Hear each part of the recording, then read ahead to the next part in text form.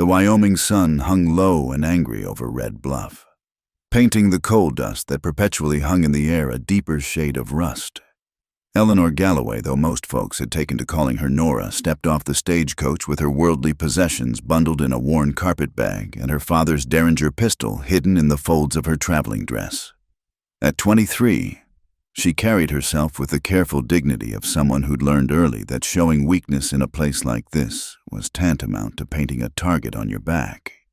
The town sprawled before her like a festering wound on the prairie, hastily built structures leaning against each other for support, their unpainted boards already gray with age and grime.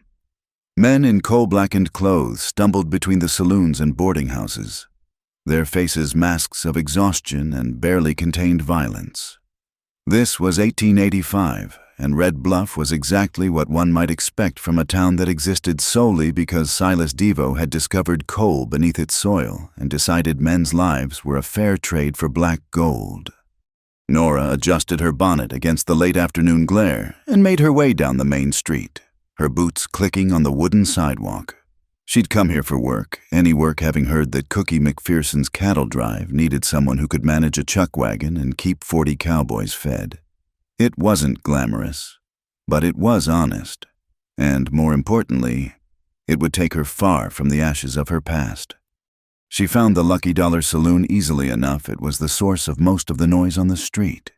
Pushing through the batwing doors, she was immediately assaulted by the smell of whiskey, tobacco, and unwashed men. The bartender, a mountain of a man with arms like ham hocks, glanced up from polishing a glass that would never be clean. "Looking for Cookie McPherson," she said, keeping her voice steady despite the dozen pairs of eyes that turned her way. "Back corner," the bartender grunted, jerking his head toward a table where an elderly man sat nursing a beer. Before she could take 2 steps, the saloon doors burst open with such force they nearly came off their hinges. A group of coal miners stumbled in, their faces flushed with drink and anger. At their center, they dragged a man who was clearly not one of them. His copper skin and long black hair marked him as Indian, though Nora couldn't tell which tribe. His face was bloodied but unbowed, dark eyes blazing with a fury that made the miners' grip on him tighten. "Got us a horse thief," one of the miners shouted, though his words slurred together. "Caught this redskin trying to steal from Mr. Devo's stable." The man they held, who moved with the fluid grace of someone trained in combat, despite his restraints, spoke in a voice that cut through the saloon's din like a knife. "I was retrieving my own horse, the one your boss's men borrowed while I was getting supplies." "Liar!" Another miner swung a meaty fist at the captive's stomach. The Indian man twisted, taking the blow on his ribs instead, and somehow managed to drive his elbow into his attacker's nose. Blood spurted, and suddenly the saloon erupted into chaos. Nora found herself pressed against the bar as bodies flew past. The Indian fought like a man possessed, using his attacker's drunkenness against them. But the numbers were overwhelming. She watched as one miner pulled a knife, the blade glinting in the lamplight as he raised it high. Without thinking, Nora's hand found her father's Derringer. The small gun barked once, the sound sharp and definitive in the enclosed space. The knife went spinning from the miner's hand, and every man in the saloon froze. "That's enough," she said, surprised by the steadiness of her own voice.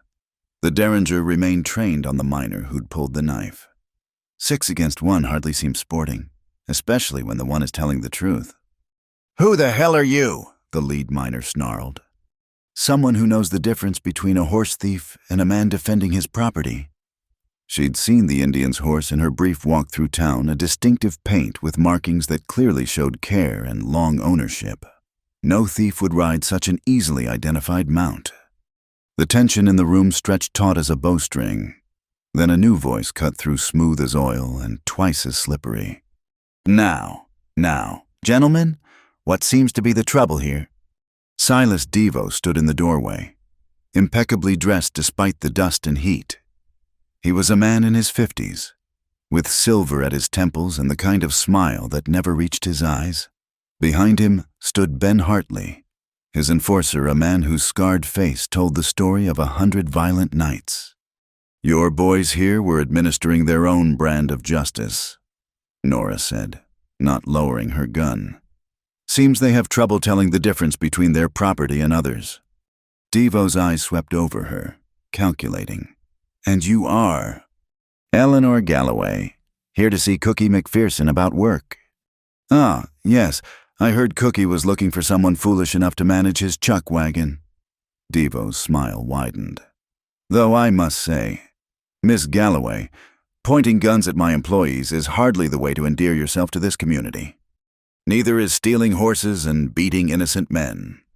The Indian man straightened, blood dripping from a cut above his eye. "Elijah Redhorse," he said, introducing himself with a dignity that made his captors look even more like the thugs they were. "Former Army Scout, and that paint outside is mine has been for 6 years." Devo's expression didn't change, but something flickered in his eyes. "A misunderstanding, I'm sure. Ben, make sure Mr. Redhorse's horses return to him immediately, and perhaps compensate him for his trouble, say $20. It was a dismissal and a bribe rolled into one. Elijah's jaw tightened, but he nodded once. The miners released him reluctantly, and he walked out without another word, though Nora noticed how he kept his back to the wall and his hand near his hip. "As for you, Miss Galloway," Devo continued, his attention returning to her, "I do hope you'll be more circumspect in the future. Red Bluff can be a dangerous place for those who don't understand how things work." The threat was politely delivered, but unmistakable. Nora finally lowered her derringer, though she didn't holster it.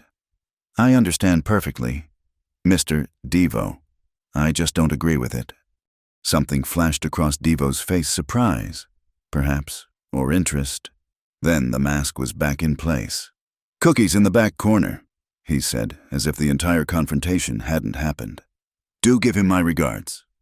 He swept out, Hartley and the miners trailing behind him like obedient dogs. The saloon slowly returned to its normal rhythm, though Nora could feel eyes on her as she made her way to Cookie's table. The old cook looked up at her approach, his weathered face creasing into a grin. "Well, I'll be damned. You always make such an entrance. Or is today special?" "Today's been educational," she replied, sitting down across from him. "About the job. You're hired." Cookie's grin widened at her surprise. "Any woman with stones enough to face down Devo's boys and defend an Indian to boot is someone I want watching my back on the trail. We leave day after tomorrow. Sunrise. Pays $30 a month and found." "That's generous." "That's hazard pay. Trail to Montana's long, and Devo's reach is longer.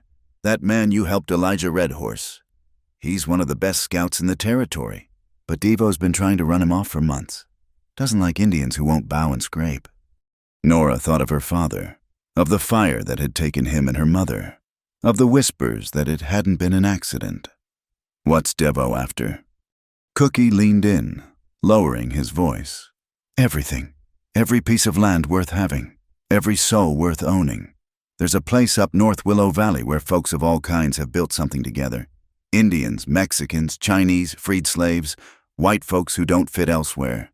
Devo wants it for the water rights and mineral deposits. He's been squeezing them legal-like, but that's bound to change. And this cattle drive goes right past Willow Valley. Owner figured killing 2 birds get his cattle to market and bring supplies to folks who need them." Cookie studied her shrewdly. "Course, that makes us targets too. Still want the job." Nora thought of the Indian man, Elijah, walking out with his dignity intact despite the blood on his face. She thought of Devo's oily smile and the way Hartley's hand had rested on his gun. Mostly, she thought of her father's last words, "Find Willow Valley. Eleanor, it's the one place they can't touch." "I'll take it," she said. Cookie nodded approvingly. "Get yourself a room at Mrs. Patterson's boarding house. It's the only clean one in town. And Miss Galloway might want to keep that derringer handy. You've made an impression today, and not everyone's going to appreciate it."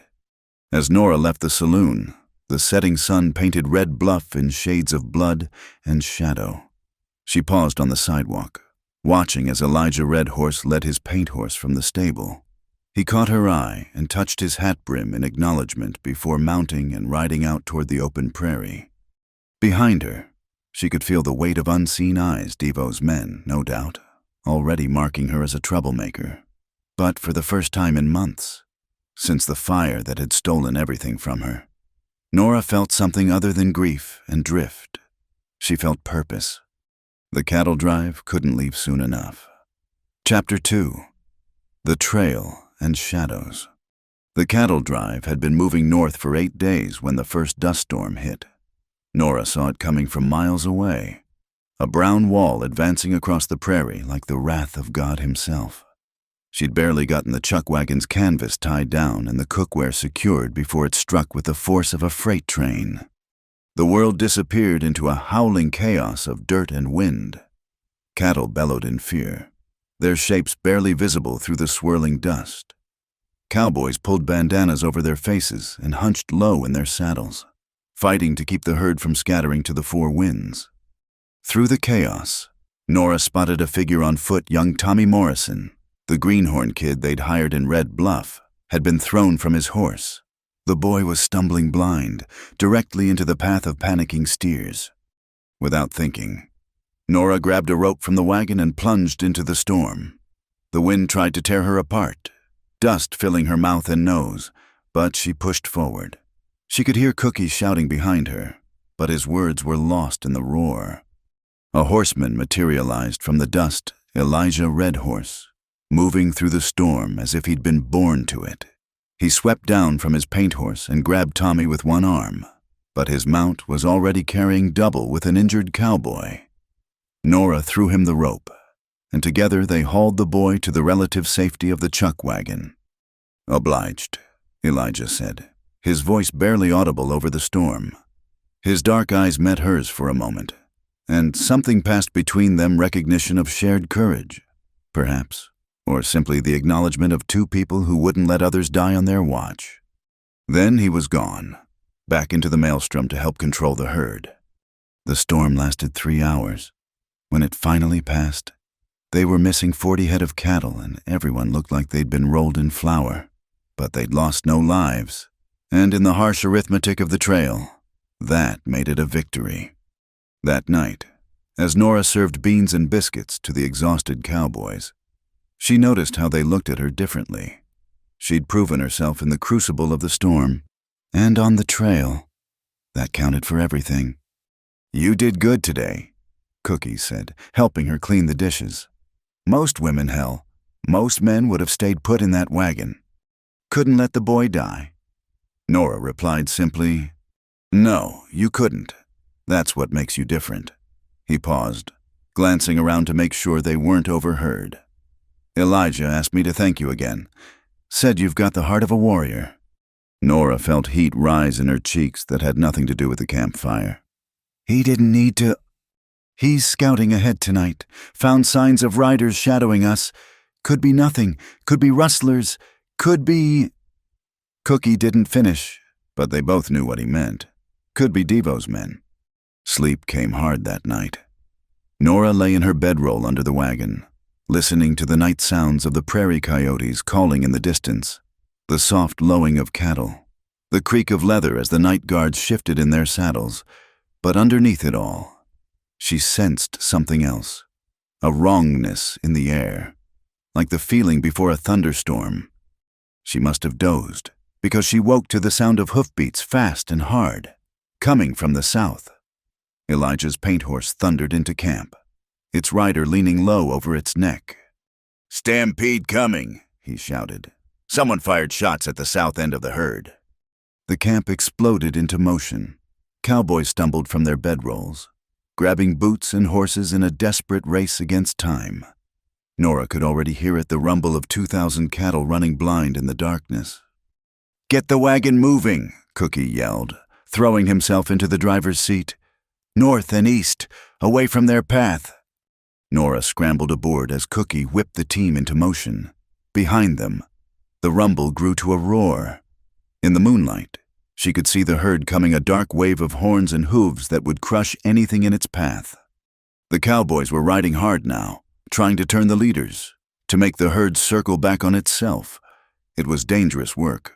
One wrong move meant death under those pounding hooves. Nora watched in terror and admiration as they rode alongside certain death, gradually bending the stampede's course. But someone had planned this well. As the main herd began to turn, riders appeared from the darkness, masked men driving a smaller group of cattle away from the chaos. Rustlers, using the stampede as cover. Elijah saw them too. He wheeled his horse and gave chase, joined by 2 other cowboys. Gunfire crackled in the night. Nora saw one of the rustlers fall from his saddle, but there were too many of them. Then she noticed something that made her blood run cold. 3 riders were breaking away from the rustler group, heading straight for the chuck wagon. In the moonlight, she caught a glimpse of a scarred face, Ben Hartley. "Cookie, we've got company."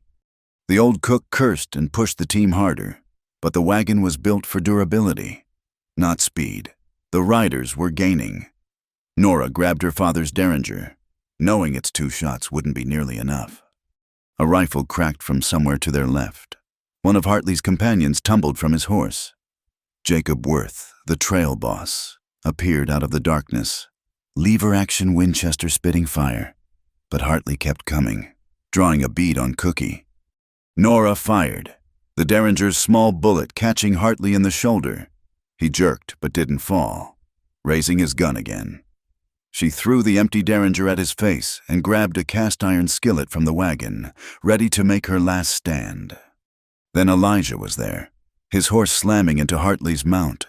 The 2 men went down in a tangle of limbs and leather. They rolled to their feet, knives flashing in the moonlight. Hartley was bigger, stronger, but Elijah fought with a fluid grace that spoke of years of training. They circled each other like wolves, testing, feinting. Hartley lunged. Elijah sidestepped and opened a long cut on the man's arm. Hartley swung wildly. Elijah ducked under and drove his knee into the scarred man's ribs. "This isn't over," Hartley gasped, backing toward his horse. "Mister, Devo has plans for Willow Valley, and no Indian-loving woman or breed is going to stop him." He threw a handful of dirt at Elijah's face and vaulted onto his horse, racing away into the darkness. The remaining rustlers had already scattered, taking maybe 50 head with them, a loss, but not a crippling one. As dawn broke over the prairie, they took stock, 2 cowboys wounded but alive. 60 head lost, 40 to the stampede, 20 to rustlers. The chuck wagon had a bullet hole in its side, inches from where Nora had been standing.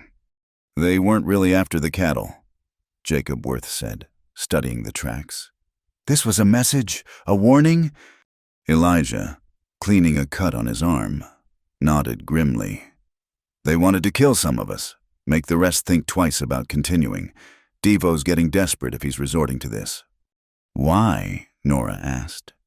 "What's so special about Willow Valley that he'd risk murder charges?" "It's not just the land," Elijah explained, accepting the bandage she offered. "It's what it represents. Free people of all colors living together, governing themselves, proving you don't need men like Devo to survive. If it succeeds, others might follow the example. His kind of power depends on keeping people separate and afraid." They spent the morning gathering the scattered herd and tending wounds. As Nora worked, she noticed how the cowboys treated Elijah differently now. Before, there had been respect tinged with the casual prejudice of the times. Now there was something more, the recognition owed to a man who'd bled for them. That night, huddled around a carefully watched campfire, Cookie pulled out a bottle of whiskey he'd been saving. "For medicinal purposes," he said, passing it around. When it reached Nora, she took a small sip, feeling the burn all the way down. "You know," Tommy Morrison said, "the boy they'd saved during the dust storm. My PA always told me Indians were savages and women were delicate flowers." He looked at Elijah and Nora with something like awe. "Reckon my PA didn't know much about anything." A chuckle ran around the fire. Even some of the older hands, men who'd probably never questioned such beliefs, nodded thoughtfully. People are people, Jacob Worth said quietly. Good and bad in every kind. It's the choices we make that matter, not the color of our skin or what's between our legs. It was a radical thought for 1885, but after what they'd been through, it seemed only natural. Nora caught Elijah watching her across the fire, and this time she didn't look away. In his eyes, she saw reflected her own realization that something had shifted between them during the fight. They'd moved in concert, each trusting the other completely. On the frontier, such bonds were forged in moments of crisis and could last a lifetime. How far to Willow Valley? She asked. 4 days, if we push, Elijah replied. 3 if we push hard. Then we push hard, Jacob decided. Devo's shown his hand. He'll hit us again before we get there, and I'd rather meet him with allies at our back. As the fire died to embers and cowboys drifted to their bedrolls, Elijah appeared at Nora's side. That was brave? What you did tonight? Foolish, but brave. Seems we're alike in that, she replied. He smiled a real smile that transformed his usually serious face. My grandmother would have liked you. She was Lakota, what they called a warrior woman. Said the spirits sometimes put fighting hearts in unexpected bodies to teach us not to judge by appearances. What happened to her? The smile faded. Sand Creek, Colonel Chivington's massacre. She died protecting the children. Nora touched his arm gently. I'm sorry. It was 20 years ago, but the pain, he shook his head. That's why places like Willow Valley matter. Somewhere people can live without fear, where children of all kinds can grow up safe. Worth fighting for, worth dying for, if it comes to that. Let's hope it doesn't, Nora said, though they both knew hope was a luxury they couldn't afford. As she settled into her bedroll, Nora reflected on how much had changed in just over a week. She'd left Red Bluff as a grieving daughter looking for work and escape. Now she was part of something larger, a community forged in dust and danger, united by shared risk and mutual respect. Tomorrow would bring new challenges. Devo wouldn't give up easily, and they still had days of dangerous trail ahead. But tonight, under stars that seemed close enough to touch, surrounded by people who'd proven their courage, Nora felt something she hadn't experienced since the fire. She felt like she belonged. Chapter 3. Willow Valley. The first sight of Willow Valley stole Nora's breath away. After days of dusty plains and sparse vegetation, the valley opened before them like a green jewel set in the harsh landscape. Cottonwoods lined a crystal-clear stream, their leaves whispering secrets in the afternoon breeze. Gardens stretched in neat rows, and she could see cornstalks standing tall alongside patches of beans and squash. But it was the people who made her heart swell with unexpected emotion. They came out to meet the cattle drive, a river of humanity as diverse as America itself. A Chinese man in traditional clothing walked beside a freed slave woman carrying a baby. Mexican vaqueros chatted with Norwegian homesteaders. Lakota children ran laughing between the legs of adults, playing with white and black children in a scene that would have caused riots in most towns. Welcome to Willow Valley, said a dignified black man stepping forward. He wore simple clothes but carried himself with natural authority. I'm Marcus Freeman, elected spokesman for this month. We're grateful for the supplies you've brought. Jacob Worth swung down from his horse to shake Freeman's hand, a gesture that would have marked him as a radical in most places. Glad to help, though I should warn you, we had trouble on the trail. Devo's men. We know. Freeman's expression darkened. His representatives were here yesterday, telling us we have 30 days to vacate. Claims he's filed proper ownership papers in the territorial capital. That's impossible, said a woman stepping forward. Nora recognized the accent Norwegian, like the family who'd lived next door in Kansas. We filed our claims properly. Group ownership, all legal. Legal doesn't always mean much when the judge is bought and paid for, Freeman replied grimly. As the cowboys began setting up camp outside the settlement, Nora helped Cookie prepare for the feast the valley folk insisted on throwing. She found herself working beside Chen Wei, who ran what he proudly called the best noodle shop between San Francisco and Chicago. "You're the woman who stood up to Devo's men in Red Bluff," Chen Wei said. His English accented but clear. "Word travels fast out here."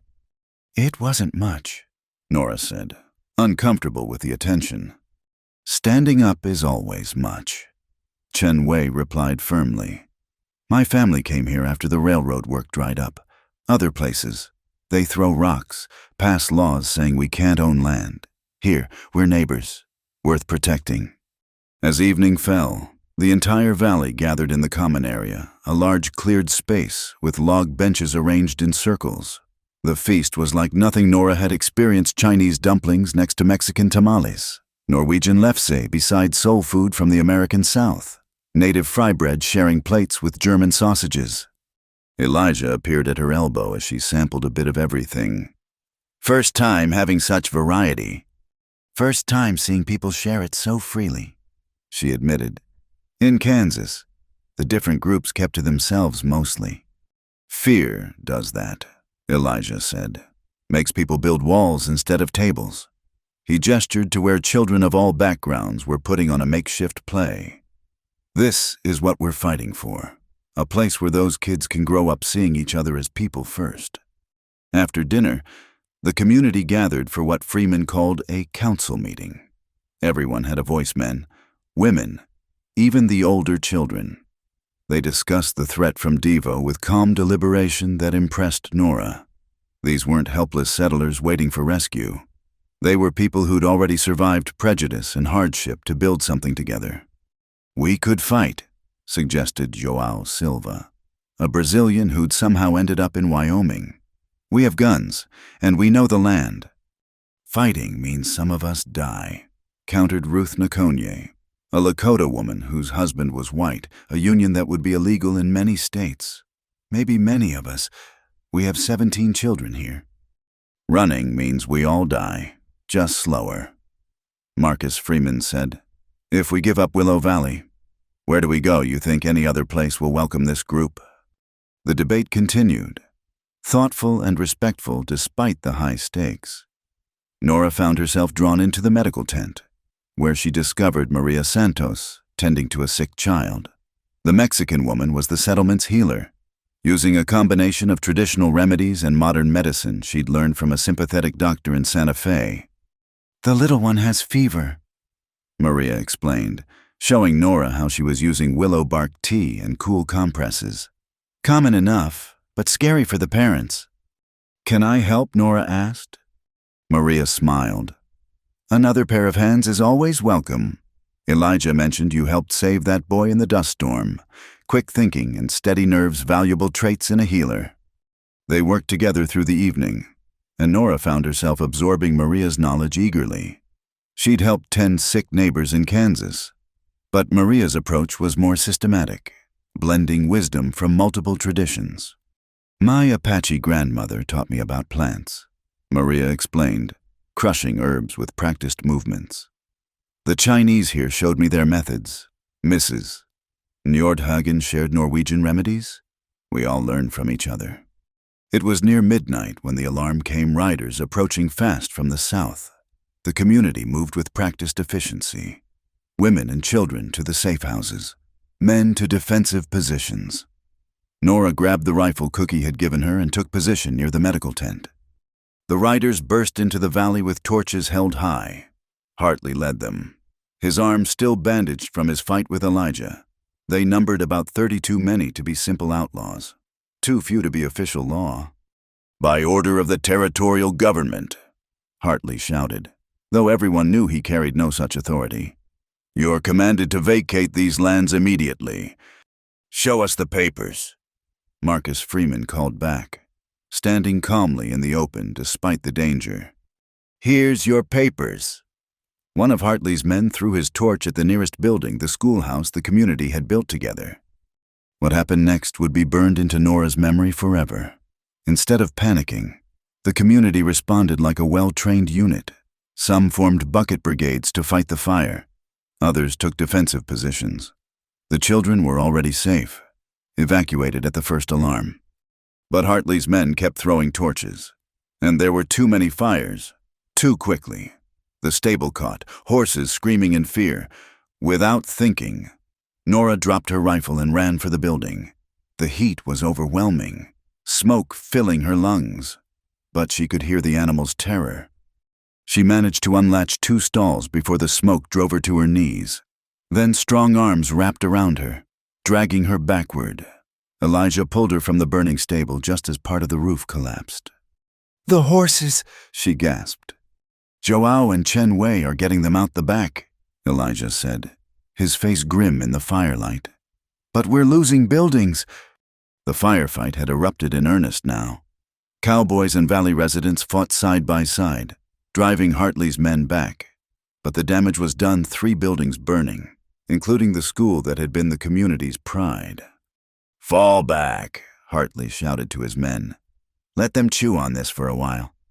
As the raiders retreated, the community battled flames with desperate efficiency. By dawn, they'd saved most of the structures, but the school was gone, along with 1 storage building and part of the stable. Nora found herself in the medical tent again, treating burns and smoke inhalation alongside Maria.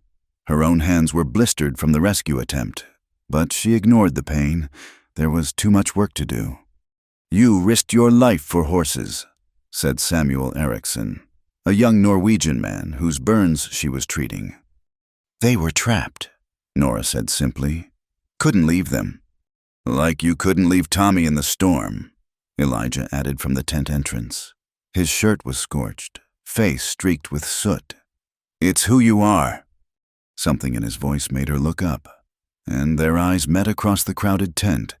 In that moment, despite the chaos and loss surrounding them, she felt a connection deeper than words. The morning brought a grim accounting. No lives lost, which felt like a miracle, but serious injuries and destroyed property. The school had contained books collected from across the world, irreplaceable in this remote place. "They'll be back," Marcus Freeman said as the community gathered. This was just the beginning. "Then we make them pay for every inch," said Ruth Nakonye fiercely.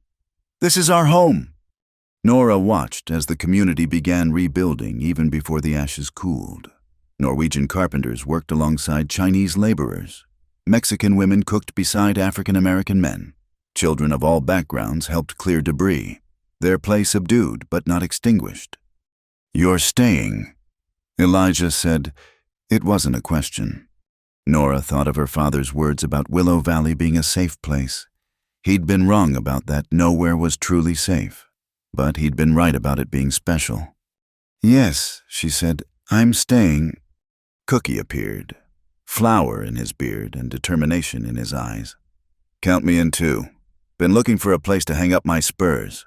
This seems as good as any." "You know Devo won't stop," Jacob Worth warned. "He'll bring more men, maybe even fake legal papers. Then we'd better get real ones." Chen Wei suggested. "I have cousins in San Francisco, lawyers who deal with land rights." "I know people in the territorial capital," added Maria.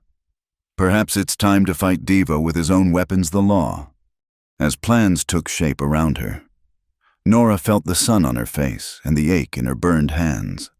She thought of the journey that had brought her here from the ashes of her childhood home to this valley where people of all kinds dared to dream of equality. The fire had tested them, but like metal in a forge, it had also revealed their strength. Whatever came next, they would face it together.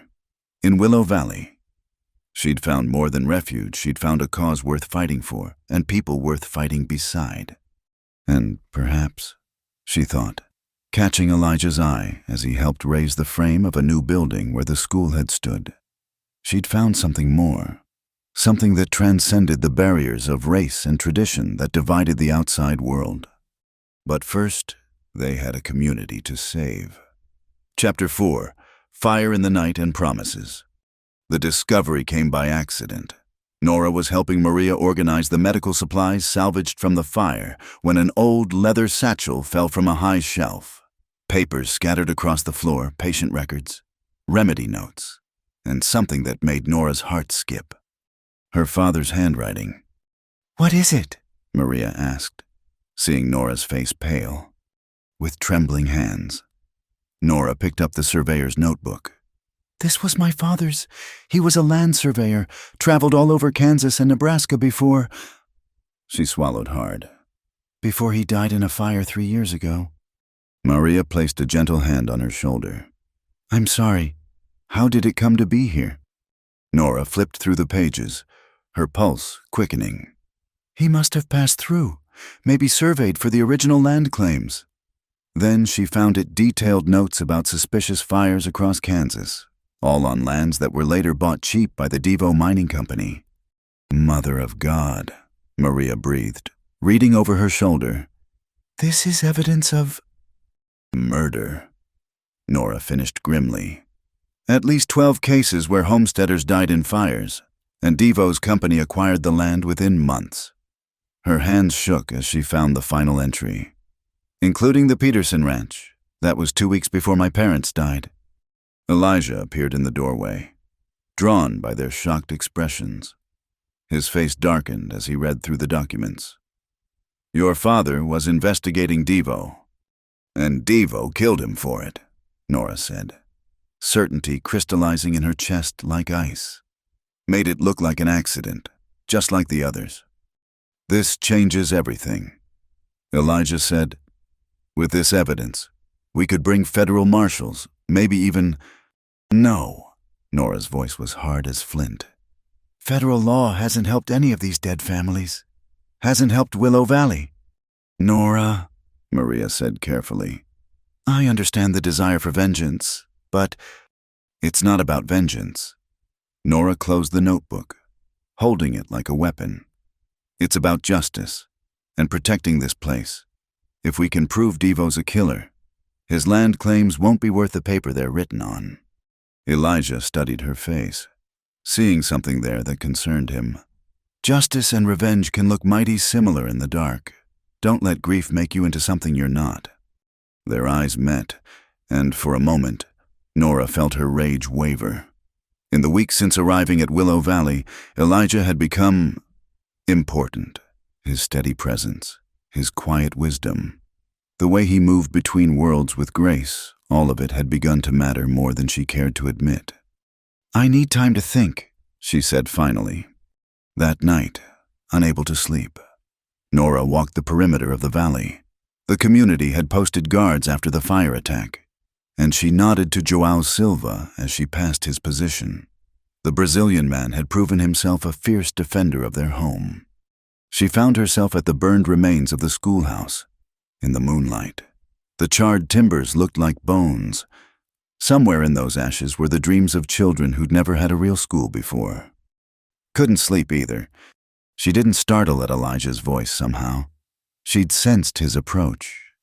"Keep thinking about those families in Kansas," she admitted. 12 homes burned. How many children? Elijah. How many dreams destroyed for profit?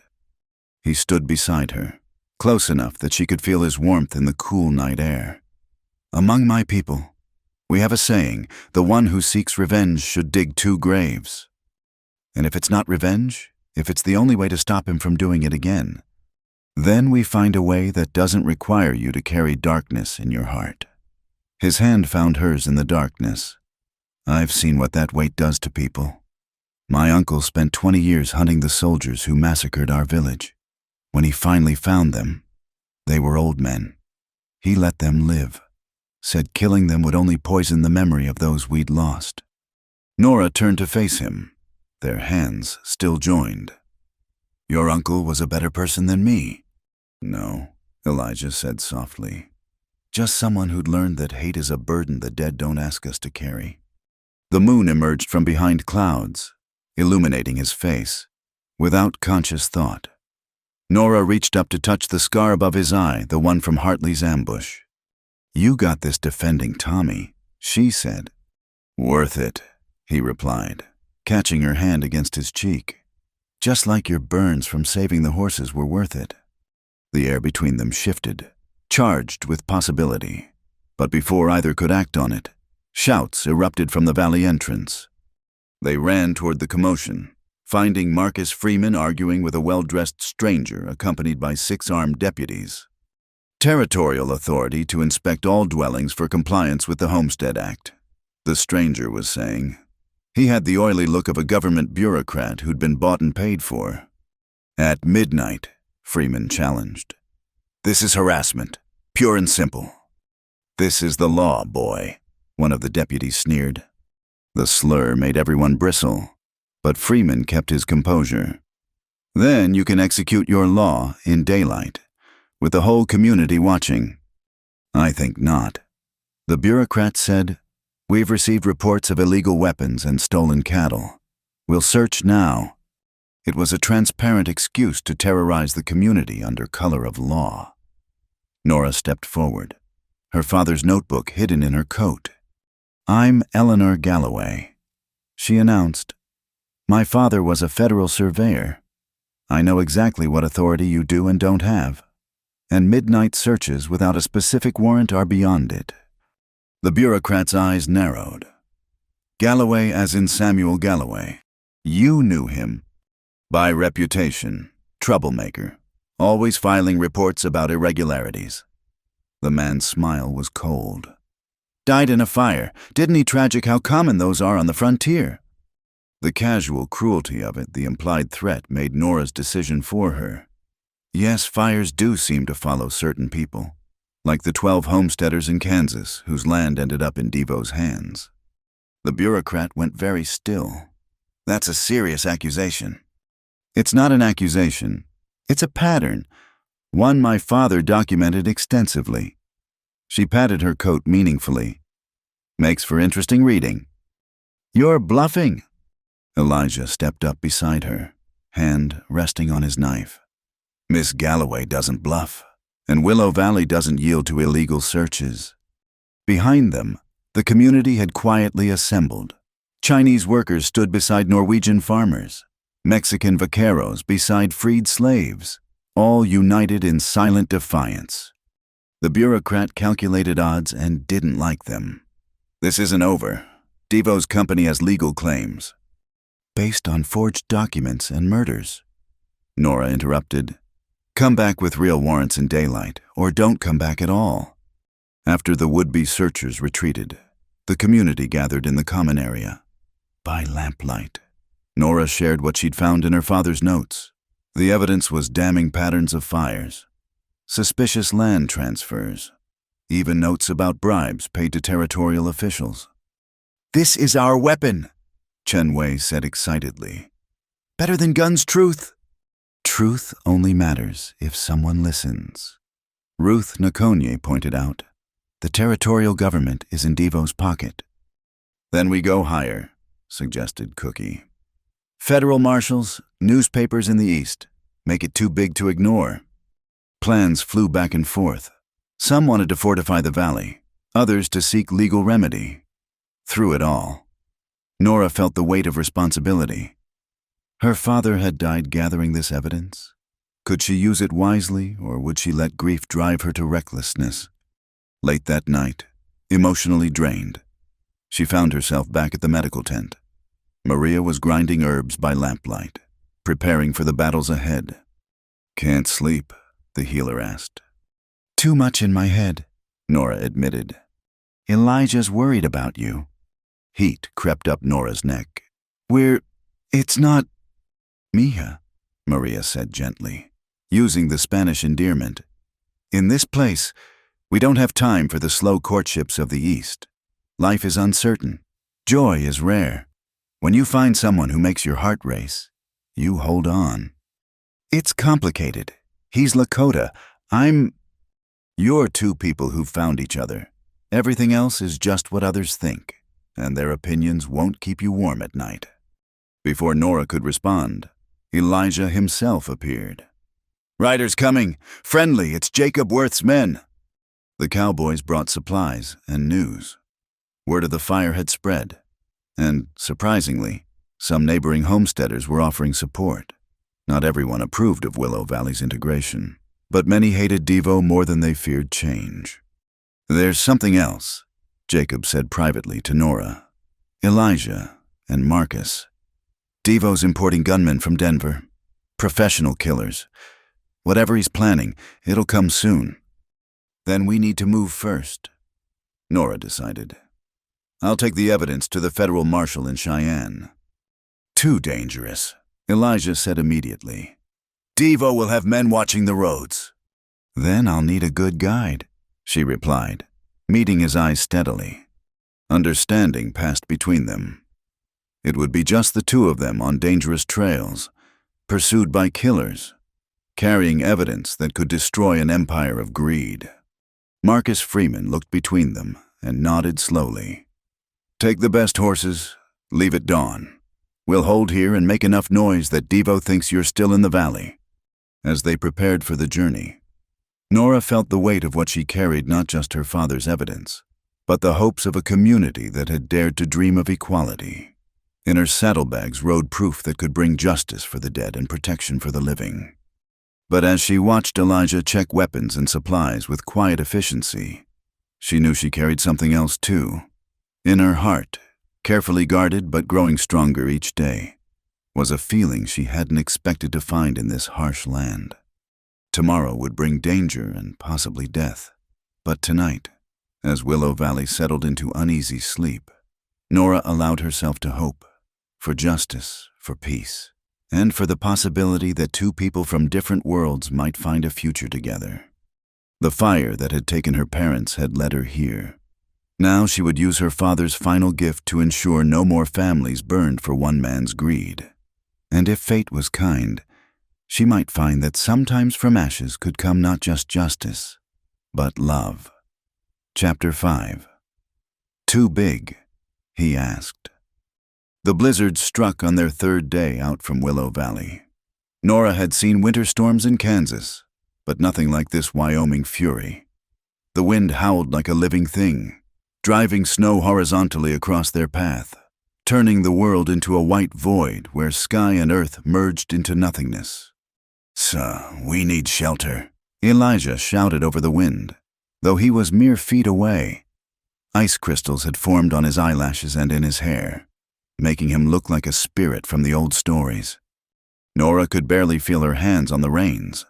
They'd been pushing hard, knowing Devo's men couldn't be far behind. Now nature herself seemed determined to stop them. Through the swirling white, Elijah spotted what they needed: a dark mouth in the cliff face, barely visible through the storm. A cave, cut deep into the red rock by some ancient river. They urged their exhausted horses toward it, fighting for every step against the murderous wind. The cave was larger than it appeared, extending back into darkness. More importantly, it was dry, and once they were past the entrance, blessedly free from the wind's assault, their horses stood shivering, heads hanging low. "We can't risk a large fire," Elijah said, already gathering what dry wood and brush had blown into the cave over the years. "The smoke might draw attention." "We'll freeze without one," Nora countered through chattering teeth. Her fingers were so numb she couldn't unbuckle her saddlebags. "Small fire, then, far back where the smoke can disperse." He helped her with the buckles, his hands gentle despite their urgent situation. "Are you hurt?" "Just cold. So cold I can't think straight." They worked together in practiced harmony, born from weeks on the trail. Soon a modest fire crackled in a natural depression in the cave floor.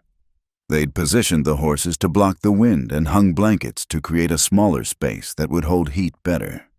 As feeling returned to her extremities, Nora became acutely aware of their situation. They were alone, truly alone.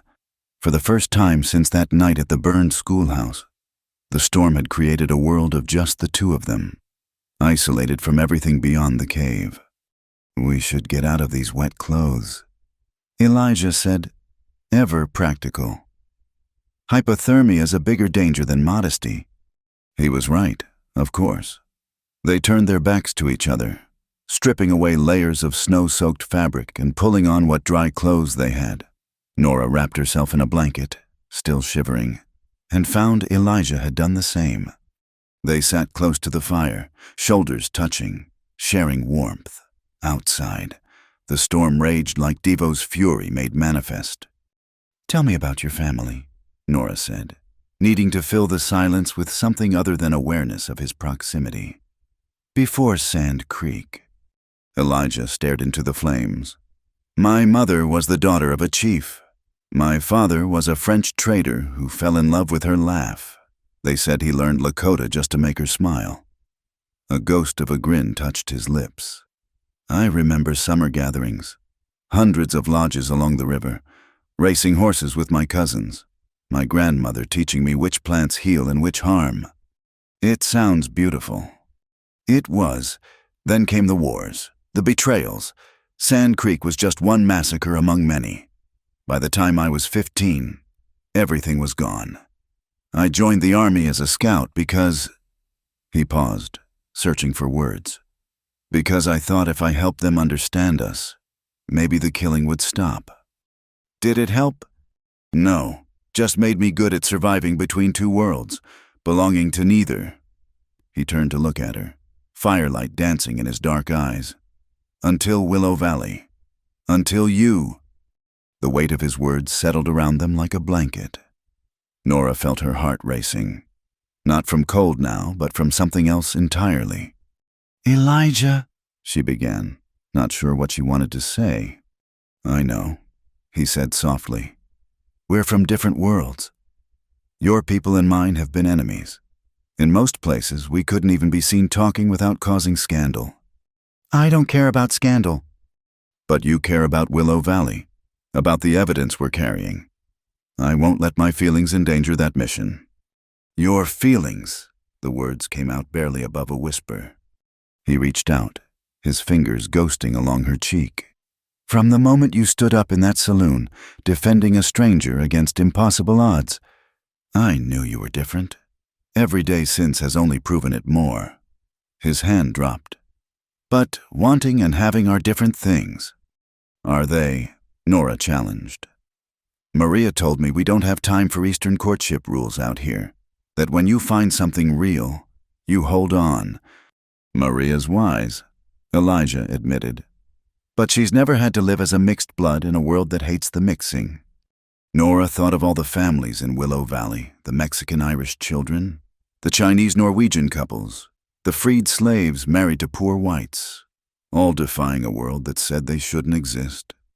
"I've spent 3 years running from fire," she said, "from the memory of my parents' death, from the knowledge that someone murdered them for profit. I came west to escape, but instead I found something to run toward."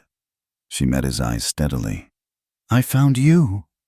The storm outside seemed to pause, as if nature herself held her breath. Then Elijah was kissing her, and Nora was kissing him back, and all the reasons why they shouldn't disappeared like snow and flame. When they parted, both breathing hard. Elijah pulled back slightly. "Nora, we should..." She saw the doubt in his eyes. The lifetime of being told he wasn't enough, was too much, was wrong for wanting things beyond his assigned place. But she also saw the love there, fierce and true as anything she'd ever known. "I've never..." she admitted, heat flooding her cheeks. "That is, I don't know." Understanding dawned in his expression, followed by such tenderness it made her heart ache. "We don't have to..." "I want to," she interrupted. What if I'm not? What if it's not?" The worry in her voice was about more than just physical inexperience. It was about all the differences between them, all the reasons the world would say they were wrong for each other. Elijah cupped her face gently. "Too big?" he asked softly. And she knew he meant more than the obvious meant the gulf between their peoples, their worlds, everything that should keep them apart. She smiled then, sure and unafraid, and spoke the words that would echo in both their hearts forever. "Then take your time, fill me slowly, so I'll never forget you." What followed was a dance as old as time and as new as their love. Gentle exploration gave way to rising passion, always tender, always aware of the gift they were giving each other. The firelight painted their skin in gold and shadow as they discovered the landscapes of each other's bodies, mapping territory more intimate than any frontier. When they joined at last, It was with a sense of coming home that transcended physical pleasure. Two souls recognizing their match, two hearts beating as one despite all the world's attempts to keep them separate. Afterward, they lay entwined, the blankets cocooning them in warmth. The storm had passed, leaving an ethereal quiet broken only by the dying fire's whispers. "No regrets?" Elijah asked, pressing a kiss to her hair. "None," Nora said firmly. "Whatever happens tomorrow, we had tonight." "Not just tonight," he corrected. "Whatever happens, you're mine now, and I'm yours, in the old way of my people. Speaking hearts make a stronger bond than any church ceremony." "Speaking hearts," she repeated, liking the sound of it. "Yes." They talked through the night, sharing dreams and fears, making plans for after the evidence was delivered. Maybe they'd return to Willow Valley, help build the school again. Maybe they'd find their own piece of land, create their own bridge between worlds. As dawn approached, reality intruded. They needed to move. The storm had cost them time, and Devo's men would be using the break in weather to close the gap. They dressed in comfortable silence, packed their gear with efficiency born of practice, but everything was different now. Every casual touch carried weight. Every glance held promises. As they prepared to mount up, Elijah caught Nora's hand. "Whatever happens in Cheyenne, remember this: you've already won. You faced your parents' killer, found evidence of his crimes, helped protect a community of outcasts, and," he smiled, "and made a lonely scout remember how to hope." "We've won," she corrected. "Together." They rode out of the cave into a world transformed by snow, pristine and blinding white. Behind them lay a night that had changed everything. Ahead waited danger, justice, and the promise of a future they would face hand in hand. The cave would keep their secrets, hold the echoes of their love in its ancient stones, but they carried the truth of it with them, two hearts speaking as one, stronger than any force that would try to divide them. In the distance, smoke rose from chimneys in a valley where all kinds of people dared to live as neighbors. They would return there. Nora knew, but first, they had justice to deliver and a future to claim. The sun climbed higher, setting the snow ablaze with diamond brilliance, and two riders moved through the light, no longer alone, no longer afraid, carrying love as their greatest weapon against a world that would deny it. Part 6. The Road to Sheridan. The bridge at Crazy Woman Creek was the only crossing for 50 miles, which made it perfect for an ambush. Elijah had sensed trouble from a mile out, fresh horse tracks in the snow, too many for normal traffic, all heading toward the bridge but none coming back. "They're waiting for us," he said quietly, reining up behind a stand of cottonwoods. Nora studied the scene with eyes sharpened by weeks of danger. The bridge itself was old but solid, spanning a creek swollen with snowmelt. The approaches on both sides offered plenty of cover for riflemen. "How many?" "8, maybe 10. Elijah's expression was grim. "Professional killers from the look of their setup. Devo's not taking chances anymore." They'd made good time since leaving the cave 2 days ago, pushing hard through difficult terrain. Now, with Sheridan almost within reach, their enemies had positioned themselves for a final confrontation. "We could try to find another crossing," Nora suggested, though she knew the answer. "Creek's running too high with snowmelt. By the time we found a safe ford, they'd have moved to block us there too." Elijah dismounted, checking his weapons. "Besides, we're low on supplies. Can't keep running forever." Nora felt the weight of her father's journal in her saddlebag. So close to justice, yet impossibly far. "What do we do?" A grin flashed across Elijah's face, the reckless smile of a warrior who'd accepted his fate. "We give them what they expect, just not how they expect it." An hour later, as the sun reached its zenith, two riders approached the bridge at a steady walk. They made no attempt at stealth, seeming like travelers resigned to whatever fate awaited them. "Hold right there." Ben Hartley stepped out from behind a boulder, rifle trained on them. His scarred face showed satisfaction at finally cornering his prey. End of the line. Breed. You and the woman throw down your weapons. Other gunmen emerged from concealment, forming a semicircle of death. Elijah and Nora raised their hands slowly. Figured you'd be here, Elijah said conversationally. Only good crossing for miles. Mr. Devo wants a word with the lady, Hartley said. About some papers she's carrying. You, on the other hand, well, we got no orders about keeping you breathing. That's ungrateful, Nora spoke up, her voice carrying clearly. Considering we brought what you're really after. Hartley's eyes narrowed. The journal. Better. Nora reached slowly into her coat, pulling out a leather folder. Signed affidavits from 3 witnesses to the Humboldt County fire, the one where Devo's men were seen setting the blaze that killed the Hendricks family. The gunmen exchanged glances. This was more than they'd expected. Toss it over, Hartley ordered. Not a chance, Nora replied. This goes to Devo personally, or it goes to the federal marshals. Your choice. You're hardly in a position to bargain. Aren't I? Nora's smile was cold as winter wind. You think this is the only copy you think I'd be foolish enough to carry all the evidence with me? It was a bluff.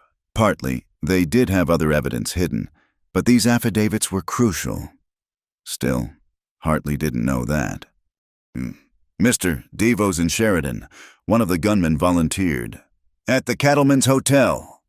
Then that's where we'll meet him. Elijah said, unless you'd prefer to explain to your boss how you let his evidence scatter to the 4 winds because you got trigger-happy. Hartley considered this, then nodded curtly. Fine, but you ride with us, and any tricks. He didn't need to finish the threat. They formed a strange procession crossing the bridge, 2 captives who rode like guests, surrounded by killers who couldn't quite figure out who was really in control. Nora caught Elijah's eye and saw the subtle tension in his body. He was ready for whatever came next. The town of Sheridan sprawled before them, bigger than Red Bluff but with the same frontier roughness. The Cattleman's Hotel stood 3 stories tall, a monument to the wealth cattle had brought to the territory. Word of their arrival spread quickly. Citizens stopped to stare as the notorious Silas Devo's gunmen escorted 2 riders through the streets. Some faces showed curiosity, others fear, but a few displayed something else, anticipation, as if they'd been waiting for something like this. The hotel's lobby was all polished wood and crystal chandeliers, a piece of Eastern civilization transplanted to the frontier. Devo waited in the dining room, enjoying a leisurely lunch as if he hadn't a care in the world. Miss Galloway, he said, not bothering to rise. And Mr. Red Horse, how good of you to accept my invitation. Cut the pleasantries, Devo, Nora said. We both know what this is about. Indeed. Devo dabbed his lips with a napkin. You have something of mine stolen property. One might say, documents that could be misinterpreted by those lacking context. You mean proof that you're a murderer and a thief? The room went very still. Hotel staff found urgent business elsewhere. Even Hartley's men seemed to shrink back. Such language. Devo tutted. And in polite company, too. I'm prepared to be generous. Miss Galloway, the documents in exchange for clear title to a piece of land anywhere in the territory except Willow Valley. Enough money to start fresh, a new life far from here.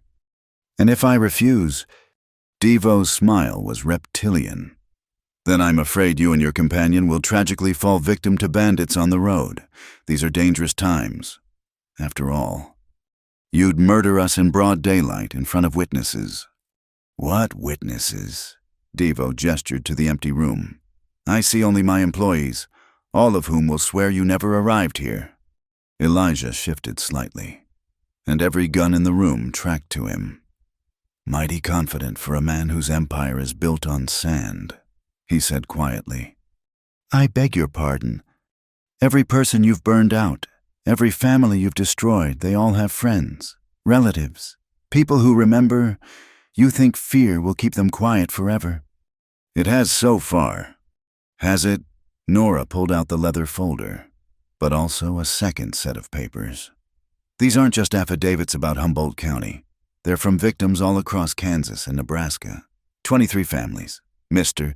Devo, all willing to testify. It was partly true they'd gathered some testimonies on their journey. People who'd heard about their mission and come forward.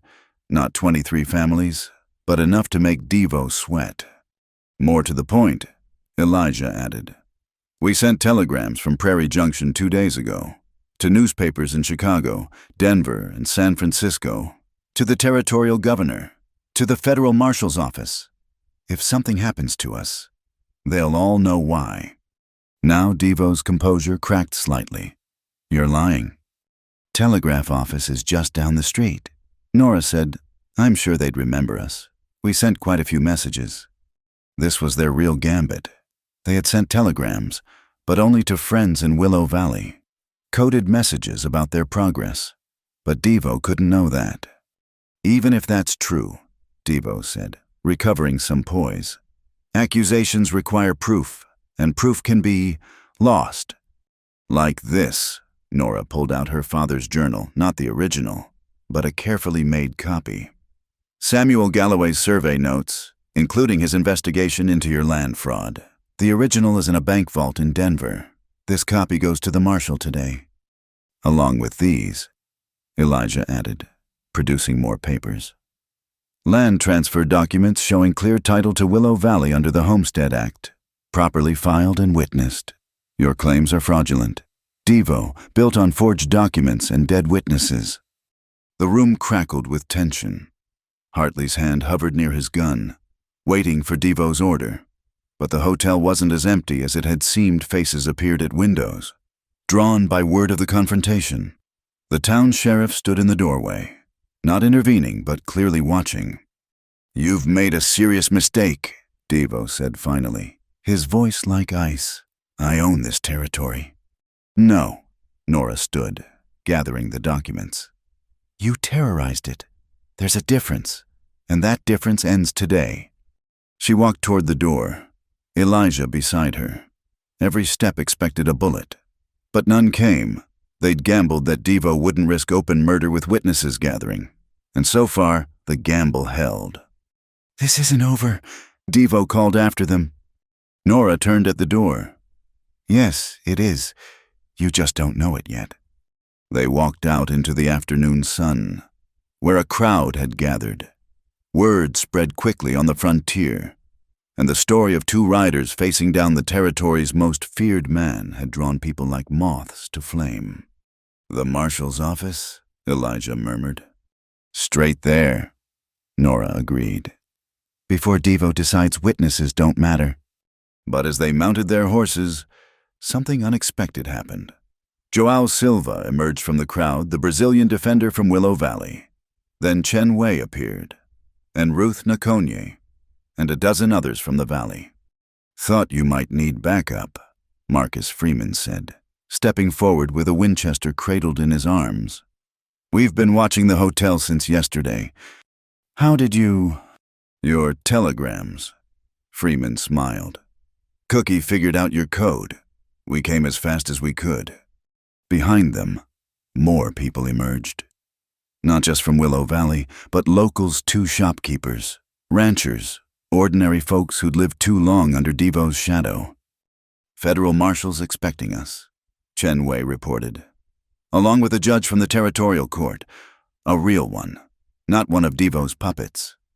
Nora felt tears prick her eyes. They'd ridden out alone, but they'd never really been alone. The community had their backs, just as they'd had the community's. Then let's finish this, she said. The walk to the marshal's office became a procession. By the time they arrived, half the town was following. Inside, they presented their evidence to Marshal Conway, a stern man with a reputation for honesty. This is substantial, he said after reviewing the documents. More than enough for federal charges. Murder, arson, fraud. He looked up. You realize what you've started, Devo won't go quietly. Neither will we, Elijah said firmly. As they left the marshal's office, Nora saw Devo's men gathering at the hotel. The battle wasn't over. There would be legal fights, possibly violence, certainly attempts at retribution.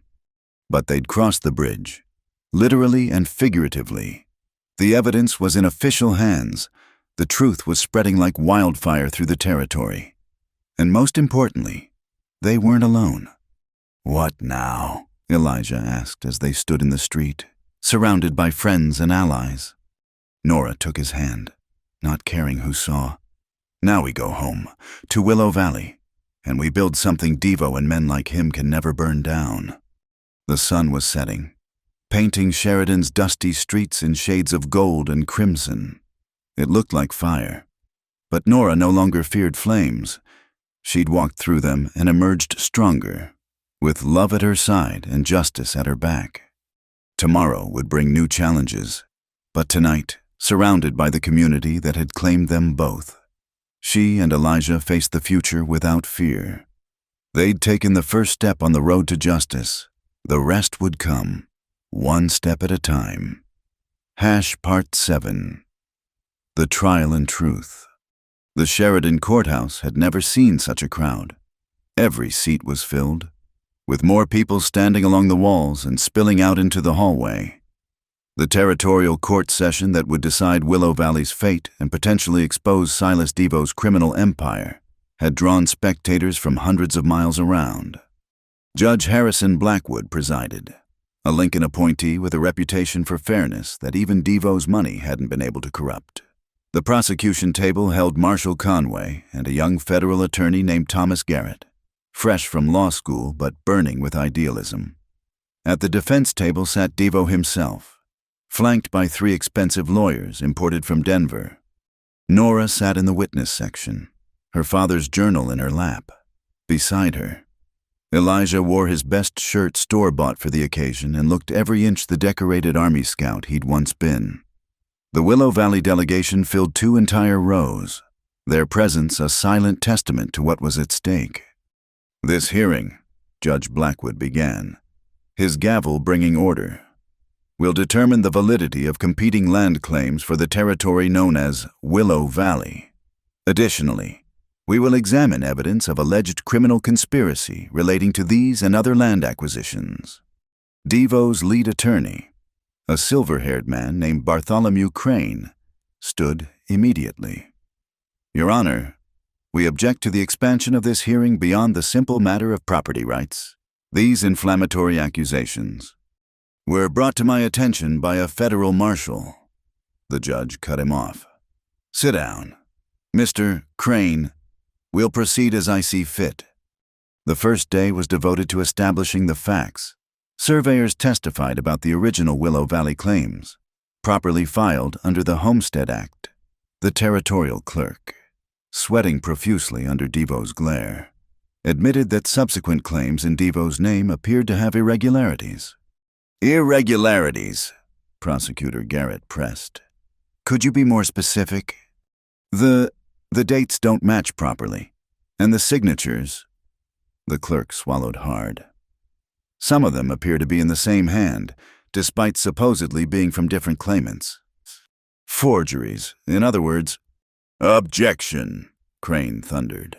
"Speculation." "Sustained." The judge ruled, though his expression suggested he'd heard enough to form his own opinion. The second day brought the testimonies that mattered most, one by one. Survivors of suspicious fires took the stand. Martha Hendricks, whose husband and son had died in Humboldt County, spoke with quiet dignity about seeing riders leaving their property just before the flames erupted. James Patterson from Nebraska described how Devo's agents had approached him about selling just days before his barn mysteriously caught fire. "They told me I was lucky it was just the barn," Patterson said. His weathered hands clenched. "Said next time might be the house with my family inside." The courtroom stirred angrily. Judge Blackwood gavelled for order, but the damage was done. The pattern was becoming clear.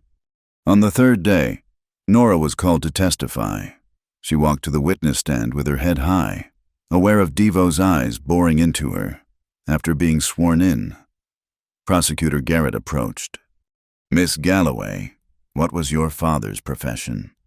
He was a federal surveyor, licensed in Kansas and Nebraska territories. And how did he die? Nora's voice remained steady, though her hands tightened on her father's journal. In a fire that destroyed our home 3 years ago, my mother died with him. Was this fire ever investigated? The local sheriff said it was an accident, a knocked-over lantern. She met Devo's gaze directly. But my father was meticulous about fire safety, and he'd been investigating suspicious land transfers for months before his death. Garrett introduced the journal into evidence, over Crane's strenuous objections, page by page. Samuel Galloway's careful notes painted a picture of systematic arson and murder across multiple territories. Your father documented 17 suspicious fires over 5 years, Garrett noted. In every case, the land was subsequently purchased by shell companies that we've traced to the Devo mining concern. Can you read his final entry? Nora's voice caught slightly, but she pressed on. The pattern is undeniable. Someone is burning out homesteaders for profit. I fear I may have attracted their attention. If something happens to me, look to Silas Devo. The evidence is all here. The courtroom erupted. Judge Blackwood gavelled repeatedly for order while Crane objected to everything from the journal's authenticity to the prosecutor's tone of voice. When calm was restored, it was Crane's turn to cross-examine. He approached Nora like a snake stalking prey. Miss Galloway, you've suffered a terrible loss. Sometimes grief can make us see patterns where none exist, enemies where there are only coincidences. Isn't it possible? No, Nora cut him off. It's not possible. My father was a careful man, a methodical man. He didn't imagine these crimes. He documented them. Yet you have no direct evidence linking Mr. Devo to your family's tragic accident. I have his pattern of behavior. Answer the question, please. Do you have any witness, any physical evidence, placing Mr. Devo or his agents at your home that night? Nora was forced to admit she didn't. Crane smiled triumphantly and returned to his seat. But the prosecution had saved their most dramatic witness for last. On the 4th day, Ben Hartley was brought into court in shackles. The scarred enforcer had been arrested 2 days prior on charges of assault and attempted murder relating to the bridge ambush. So, Mr. Hartley, Prosecutor Garrett began. You've been offered a reduced sentence in exchange for your testimony. Is that correct? Yeah, Hartley growled, shooting a venomous look at Devo. How long have you worked for Mr. Devo? 7 years. And in that time, did Mr. Devo ever order you to commit crimes? Crane was on his feet instantly. Objection, leading the witness. I'll rephrase, Garrett said smoothly. What was the nature of your work for Mr. Devo? Hartley was silent for a long moment. The entire courtroom held its breath. Then, perhaps realizing his employer had already thrown him to the wolves, he began to talk. I did whatever needed doing. Intimidation mostly. Rough up people who wouldn't sell. Sometimes worse. Worse. The fires. Hartley's voice was flat. He never said burn them out directly. He'd say things like, make them see reason, or remove the obstacle. But we knew what he meant. How many fires? Mr. Hartley? I don't know. Dozen, maybe more. I didn't do them all personal-like. Had crews for that. And the Galloway fire in Kansas. Hartley's scarred face twisted. That went wrong. Wasn't supposed to be anyone inside. The surveyor had been poking around, asking questions. Mr. Devo said he was becoming a problem. Nora made a sound half sob, half snarl. Elijah's hand found hers, holding tight. You're saying Silas Devo ordered the death of Samuel Galloway? I'm saying he wanted the problem gone. We thought the house was empty. The fire was supposed to destroy his papers, his evidence, finding bodies in the ashes. Hartley shrugged. That was what Mr. Devo called unfortunate but not unproductive. The courtroom exploded. This time, Judge Blackwood let the chaos run for several minutes before restoring order. Devo sat rigid at the defense table, his face a mask of fury. Crane tried his best on cross-examination, painting Hartley as a liar trying to save his own skin, but the damage was done. When court recessed that afternoon, the writing was on the wall. The fifth day brought Devo himself to the stand. He took the oath with apparent calm, but Nora could see the rage simmering beneath his polished exterior. Mr. Devo, his own attorney began. These accusations against you are lies and fabrications. Devo interrupted smoothly. I'm a businessman, Mr. Crane. I've built my success through hard work and shrewd investment. If properties I purchased had previously suffered tragedies, I can hardly be blamed for offering fair prices to desperate sellers. He was good, Nora had to admit, polished, articulate, projecting wounded dignity at being so maligned. For 2 hours, he parried every question, denied every accusation, painted himself as a benefactor bringing civilization to the frontier. Then Prosecutor Garrett stood for cross-examination, and everything changed. Mr. Devo, you say you're just a businessman. Tell me, what business requires employing men like Ben Hartley? Security is necessary on the frontier. My holdings are extensive. Your holdings built on blood and ashes. Garrett's voice cracked like a whip. 17 families burned out, at least 23 dead. All so you could steal land worth a fraction of what you've spent on lawyers. Objection! Crane shouted. Withdrawn. Garrett smiled coldly. Mr. Devo, are you familiar with the phrase, remove the obstacle? For the first time, Devo hesitated. It's a common expression. Is it, Mr. Hartley seems to think it was your preferred euphemism for arson and murder. Hartley is a criminal trying to save himself. His word means nothing. Then perhaps these will mean more. Garrett produced a stack of telegrams. These are communications between your various security employees, all using similar phrases. Obstacle removed. Problem resolved by fire. Land now available for purchase. Quite a coincidence, wouldn't you say? The questioning continued relentlessly. Garrett had done his homework, armed with dates, figures, patterns that painted Devo into a corner. Still, the man maintained his innocence, his voice never wavering. Finally, Judge Blackwood had heard enough. On the morning of the 6th day, he delivered his verdict. The court finds that the land claims filed by the Devo Mining Company for the territory known as Willow Valley are fraudulent and invalid. The original homestead claims filed by the current residents are upheld. A cheer went up from the Willow Valley delegation, but the judge wasn't finished.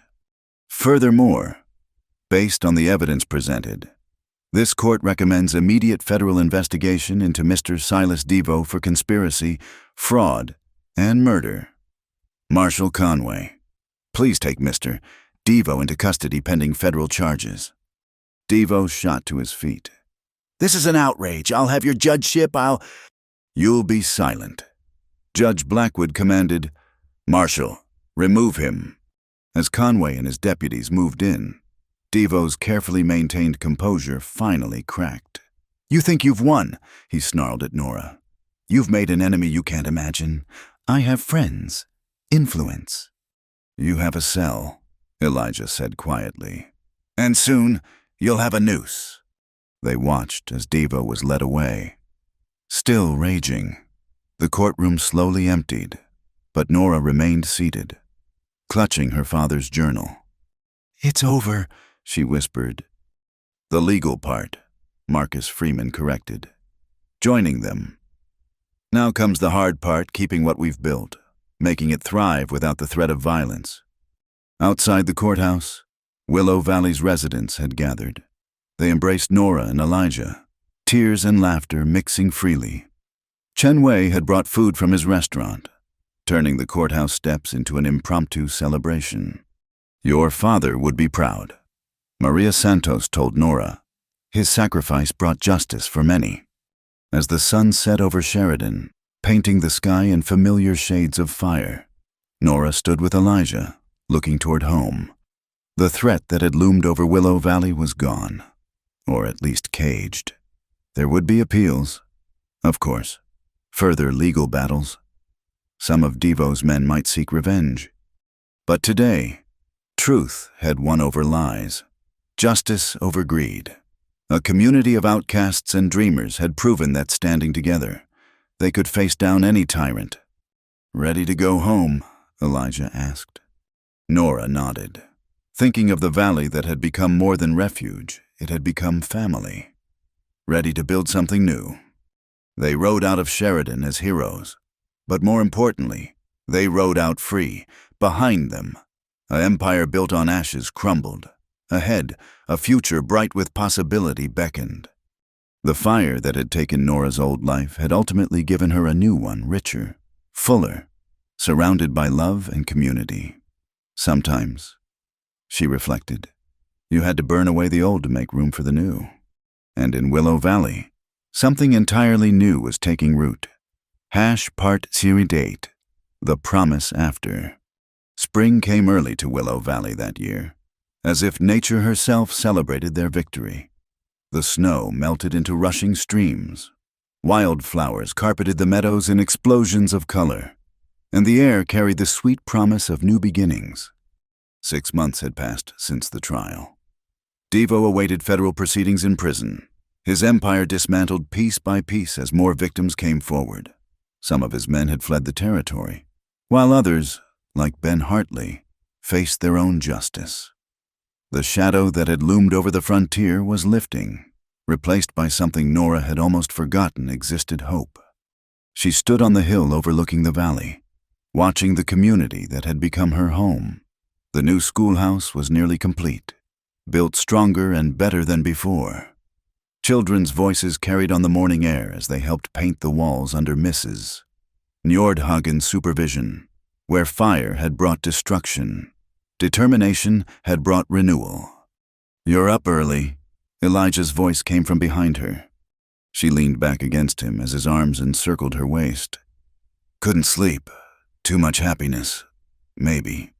He chuckled, the sound rumbling through his chest. "Never thought I'd hear someone complain about that." They stood together, watching the sun paint the valley gold. Below, the community stirred to life. Chen Wei opened his restaurant, the smell of fresh bread and Chinese spices mingling in the air. Marcus Freeman supervised the planting of the communal garden, where vegetables from 5 continents would grow side by side. João Silva worked with the horses in the rebuilt stable, his Portuguese songs drifting up the hillside. Cookie's threatening to retire again. Elijah mentioned, says his bones are too old for another cattle drive. He said that last month, too. Nora smiled. Right before he signed on to lead the supply run to Denver. True, though he did say something about wanting to see us properly hitched before he gets too decrepit to attend. Nora turned in his arms to face him. Is that so? The whole valley's been dropping hints. Maria actually asked if we were waiting for some particular sign from the heavens. And what did you tell her? Elijah's dark eyes grew serious. That in the way of my people, we're already married. That night in the cave, when our hearts spoke as one that was more binding than any ceremony. But, Nora could hear it in his voice, but you deserve to have it recognized by your people's laws too. To stand before the community that's become our family and declare what we are to each other. He touched her face gently. If you want that. I want that, she said softly. I want everyone to know that Eleanor Galloway chooses Elijah Redhorse, that we choose each other, and that anyone who has a problem with it can take it up with my derringer. He laughed, the sound free and joyful. I love you, woman. Your fierce heart, your stubborn courage, everything. Even my terrible biscuits. Well, we're all grateful Cookie does most of the cooking. She swatted him playfully, and he caught her hand, pressing it to his heart. The playfulness faded, replaced by something deeper. "Marry me," he said, "not because we need to, we're already bound, but because I want to stand before our friends and shout to the sky that you're mine and I'm yours." "Yes," Nora whispered. "Yes to all of it." The wedding took place 2 weeks later, on a perfect May afternoon. They'd sent word far and wide, and people came from hundreds of miles, cowboys from the drive, shopkeepers from Sheridan who'd stood witness at the trial, even Marshal Conway and his wife. The ceremony itself was a blend of traditions. Like everything in Willow Valley, Ruth Nakonye performed a Lakota blessing, while Reverend Thompson from the Christian mission offered his own words. Chen Wei's family contributed Chinese traditions for good fortune, and the Mexican families added their own colorful touches.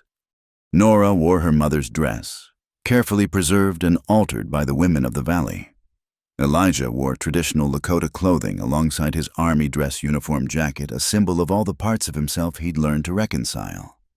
"Do you, Eleanor Galloway, take this man?" Reverend Thompson asked. "I do," Nora said, her voice strong and clear. "I take him as he is warrior and peacemaker, protector and dreamer, my heart's true home." "Do you, Elijah Redhorse, take this woman?" "I do," Elijah replied. "I take her as she is fierce and tender, courageous and kind, the light that guides me through any darkness." When they kissed, the entire valley erupted in celebration. Gunshots fired into the air, Cookie's contribution. Chinese firecrackers exploded, and children of every color threw flower petals with abandon. The feast that followed was legendary. Tables groaned under the weight of dishes from around the world. Music filled the air, fiddles and guitars, drums and flutes, even an accordion someone had brought from Minnesota. People danced without regard for the usual boundaries of race or culture, celebrating not just a wedding, but the community they'd built together. As the sun set, painting the sky in shades of rose and gold, Thomas Garrett approached. The young prosecutor had become a friend, often visiting to share news from the ongoing federal cases. "I have a wedding gift," he said, producing an official-looking document, hot off the presses from Washington. Nora read it, her eyes widening. "This is..." "Federal recognition of Willow Valley as an official township. With all the rights and protections that entails, no one can question your claim now." The document was passed around, met with tears and cheers. After so much struggle, they were official, recognized, protected by law as well as by their own strength. "There's more," Garrett continued. "The Attorney General is creating a new position, territorial advocate for minority communities, someone to investigate crimes against vulnerable populations, ensure equal treatment under law." He looked at Nora meaningfully. "The job's yours if you want it." "Me?" Nora was stunned. "But I'm not a lawyer." "You're better. You understand justice from living in justice. You know what it means to stand for those who can't stand alone." Garrett smiled. "Think about it. The position comes with a deputy marshal's badge and federal authority." Elijah squeezed her hand. "You'd be perfect for it." "We'd be perfect," Nora corrected. "I'd need a scout who knows the territory, someone who can move between communities." "Are you offering me a job, Mrs. Redhorse?" "I'm offering you an adventure. Mr. Redhorse, think you're up for it?" His answer was another kiss, to the delight of the crowd. Later, as the celebration continued under stars that seemed to shine with extra brilliance, Nora found herself surrounded by the women of Willow Valley. "Any regrets?" Maria asked. "You came here looking for escape and found so much more." "No regrets," Nora said firmly. "The fire that killed my parents led me here. To all of you.